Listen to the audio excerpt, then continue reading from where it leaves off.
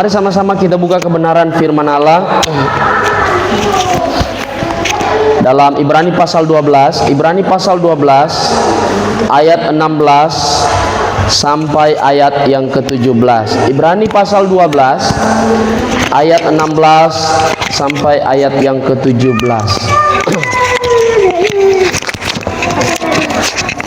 Dengar sini. Yang sudah menemui Yesus Kristus.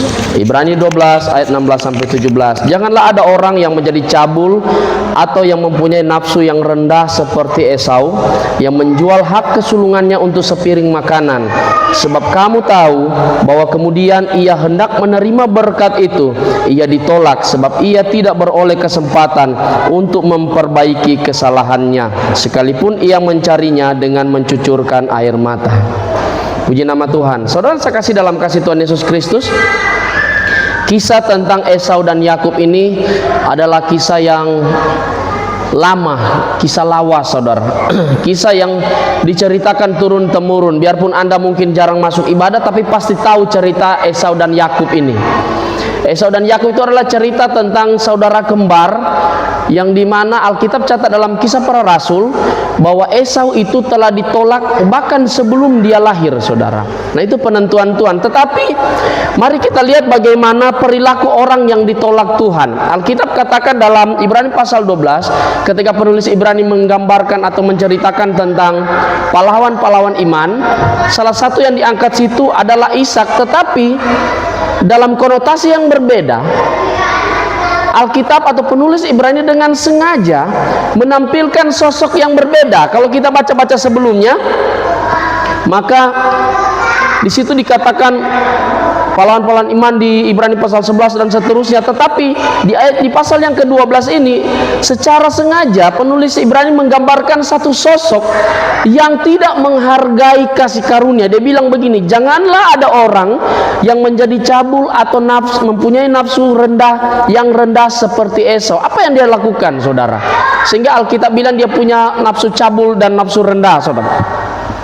Kita tahu ceritanya ini fokus kepada bagaimana satu ketika Esau pulang dari padang, dia menemui Yakub dan dia rasa lapar sekali. Ingat, Esau ini anak yang sulung, saudara. Dia dari lahir punya hak, namanya hak kesulungan. Di komunitas Israel, anak yang lahir pertama itu memiliki hak mutlak, saudara. Hak lahir atau hak lahirnya yang tidak bisa direbut, yaitu hak kesulungan. Tetapi dalam beberapa kasus seperti anak Israel, anak Yakub itu, Yehuda itu mendapatkan hak sulung. Padahal hak kesulungan itu seharusnya di Ruben. Karena Ruben melakukan kesalahan, dia melakukan percabulan dengan atau persinahan dengan salah satu gundik ayahnya, maka hak kesulungan itu dipindahkan ke Yehuda. Oleh sebab itu Yesus kelak lahir dari suku Yehuda. Jadi hak kesulungan itu dipindahkan ke sana. Dan tragedi ini berulang kali terjadi di keluarga perjanjian ini, saudara. Di mana seharusnya seorang yang memiliki hak kesulungan, dia menganggap rendah dengan cara bernafsu cabul, saudara. Dalam konteks apapun. Nah, kalau misalnya di kasus Ruben, kita bisa tahu, oh dia memang cabul. Tetapi dalam kasus Esau, saudara, dia hanya menjual hak kesulungannya dengan sepiring, apa ya, kalau bahasa sekarang branebon, saudara. Kacang merah. Bayangkan, hak kesulungan ditukar dengan kacang merah. Tetapi di mata Tuhan itu adalah sebuah percabulan, saudara. Ingat, saudara, percabulan bukan berarti saudara seorang istri mengambil suami orang atau suami orang mengambil istri orang, saudara. Bukan sekedar itu, saudara. Tapi percabulan di mata Tuhan adalah ketika kita rela melepaskan kasih karunia Tuhan, anugerah yang Tuhan buat dengan hal-hal yang sepele, saudara. Sekali lagi saya mau katakan bahwa hak kesulungan itu adalah hak yang mutlak, yang seharusnya tidak bisa ditolak. Tetapi Esau dengan nafsu duniawinya, dia menolak hak kesulungan ini. Alkitab katakan dia adalah orang yang cabul, yang mempunyai nafsu. Dalam bahasa Yunaninya, saudara, bahasa asli Alkitab yang ditulis dalam bahasa Yunani, dia menggunakan kata pornos. Saya tidak perlu jelaskan kata ini. Pornos, pornografi, porno aksi, itu identik dengan mempertontonkan aksi-aksi sensual, aksi-aksi yang tidak etis, saudara. Nah, di sini saya nggak habis pikir, kenapa perilaku Esau ini di mata Tuhan bisa jadi sebuah hal yang porno, saudara, sebuah hal yang cabul di mata Tuhan. Ternyata, saudara, cara berpikir Tuhan berbeda dengan cara berpikir manusia, saudara. Tuhan bisa tersinggung dan menganggap itu percabulan apabila itu berkaitan dengan harga dirinya, saudara. Amin. Karunia yang Tuhan kasih kepada Esau itu mutlak dari lahir, saudara. Tetapi dia rela menukar dengan hal yang fana.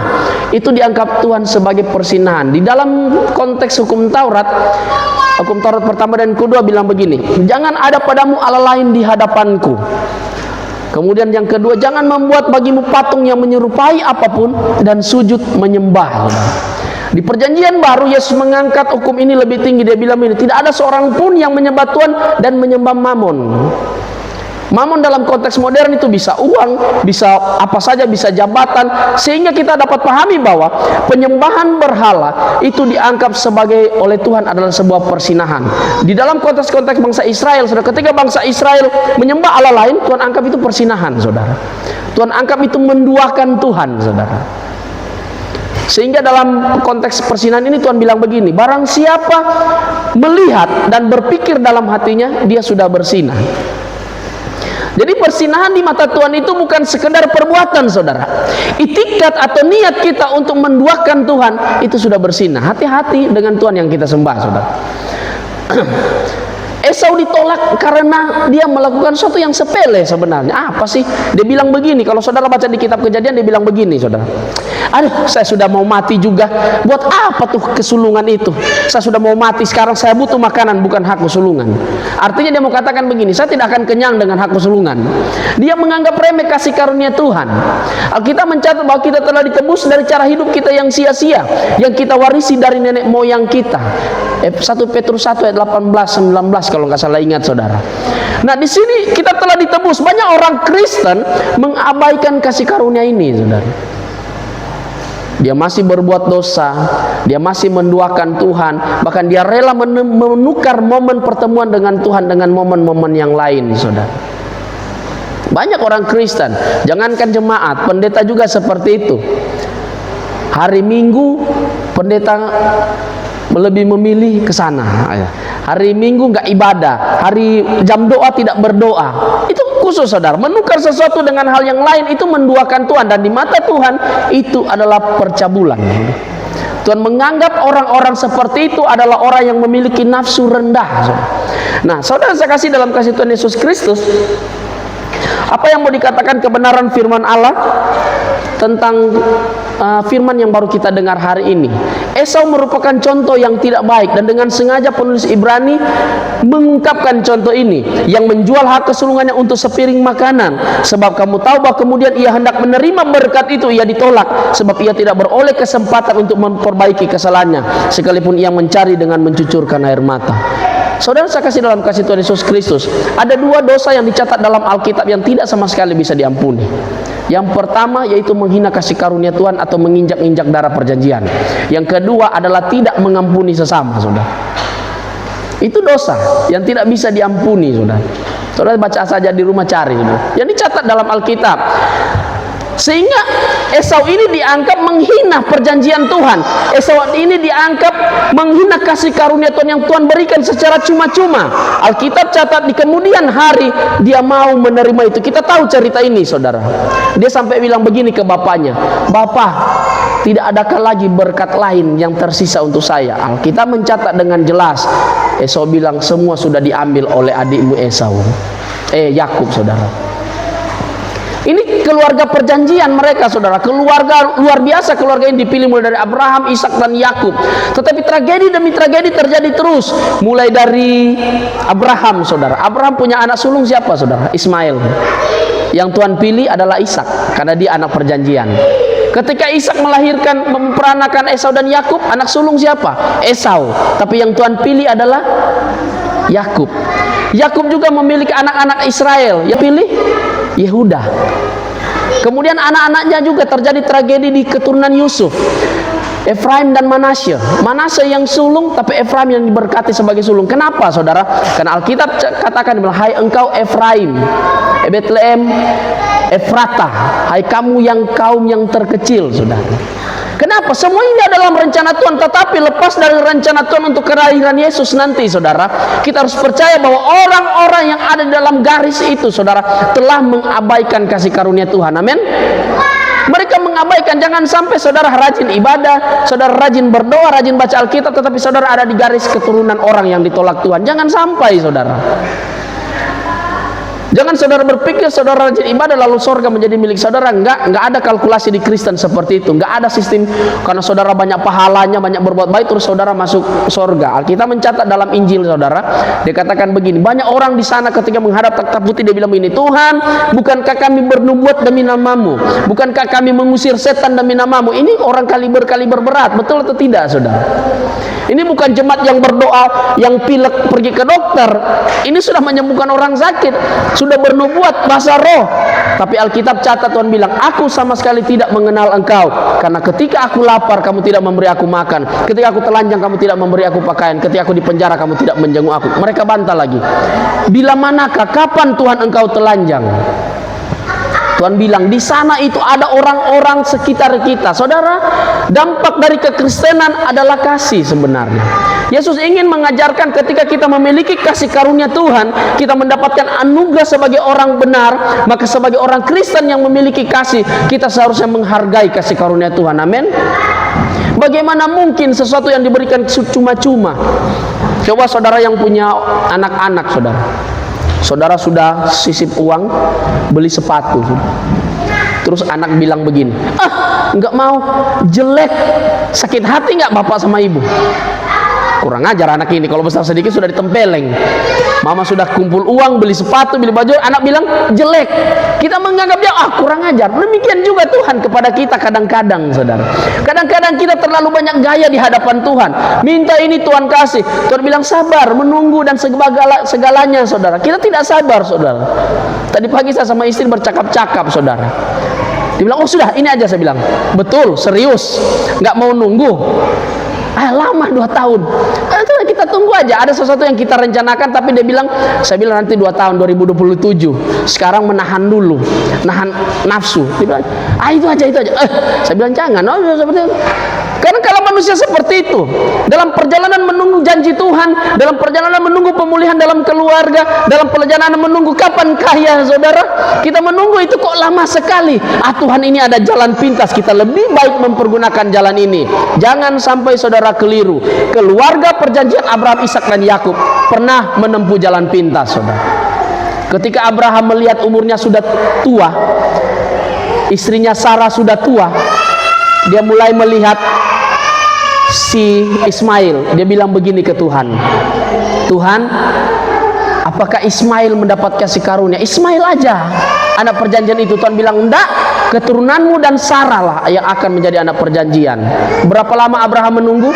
25 tahun saudara. Ketika firman Tuhan datang di usia 75, dia bilang kau akan memperanakan seorang anak perjanjian. Abraham sabar saudara, dia menunggu. Di tahun ke-24 datang lagi firman Tuhan. Tahun depan saudara, Abraham bilang apa? Abraham tertawa saudara. Bukan cuma Sarah yang tertawa, Abraham juga tertawa. Asito dia bapak semua orang percaya. Betul atau tidak saudara? Berapa banyak kita orang Kristen yang secara langsung maupun tidak langsung kadangkala menertawakan kasih karunia Tuhan saudara. Padahal Tuhan sudah berjanji, ikut Tuhan itu selalu manis. Ada lagunya.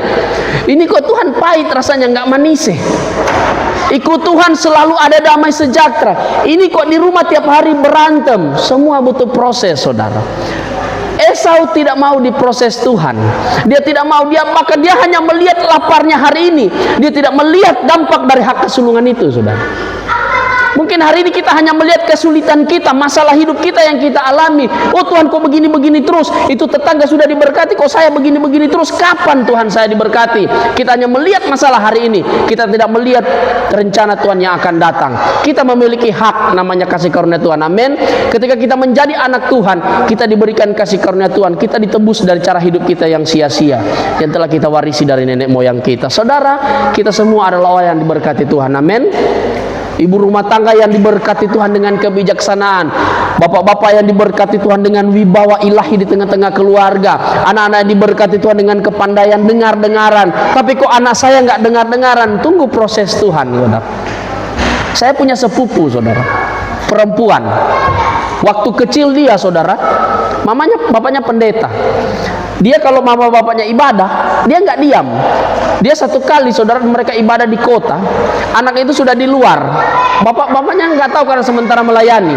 Tinggal ada sopir datang bawa. Ini anak siapa? Sudah nyebrang jalan hampir dibawa sama mobil.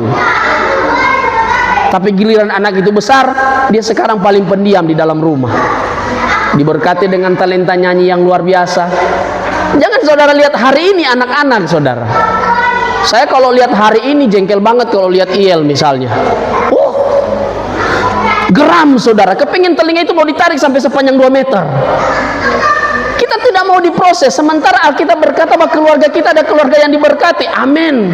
Setiap pendeta khotbah, amin. Tapi ketika ini aminnya hilang saudara. Istri saya doakan tiap hari supaya mulutnya itu teratur dengan baik kalau ngomong. Tapi kok nggak berubah-berubah Tuhan, sampai kapan penderitaan ini? Apakah saya harus cari istri lain? Saudara, ada percakapan 2 orang, suami dan istri. Istrinya mengeluh capek kerja, saudara. Capek sekali kerja ini. Istrinya bilang begini, oh kalau begitu saya cari bantuan lah gitu, supaya ada orang yang bantu kamu cuci piring. Saya nikah lagi gitu. Supaya ada orang yang bantu kerja rumah tangga, kamu lebih ringan nanti kalau ada 2 istrinya. Istrinya jawab apa saudara?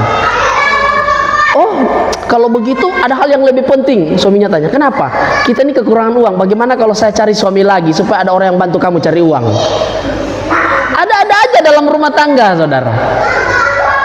Ada aja cara iblis memporak-porandakan rumah tangga kita. Ada sebuah cerita suami istri lagi, saya pernah cerita di sini. Mereka parkir di pompa bensin. Sekarang kan sekalipun Pajero Sport itu tidak terlalu ada harga diri di sini, saudara. Tapi kalau di tempat saya Pajero Sport masih ada harga. Pajero Sport parkir di pom bensin. Cek.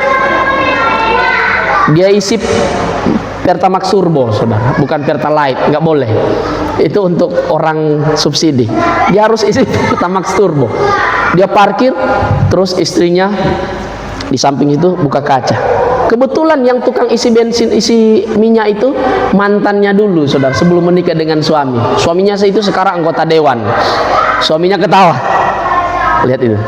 Kalau kamu nikah dengan dia, kamu istri penjaga pom bensin. Oh, istrinya nggak mau kalah. Dia bilang begini, kamu tahu Pak, kalau saya menikah dengan dia, kamu yang isi pom bensin itu. Nggak mau kalah saudara.